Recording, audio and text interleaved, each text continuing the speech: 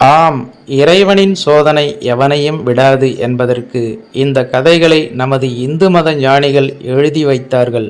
இந்த கதைகள் முட்டாள்தனமானவை என்று சொல்லும் அறிவாளிகளும் உண்டு.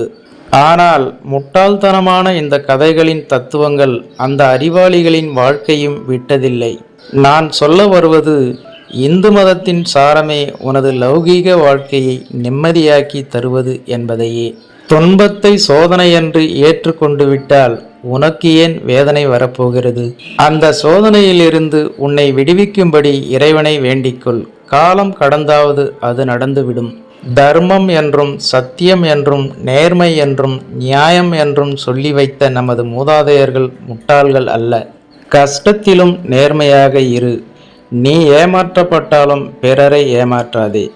உன் வாழ்நாளிலேயே அதன் பலனை நீ காண்பாய். தெய்வ நம்பிக்கை உன்னை கைவிட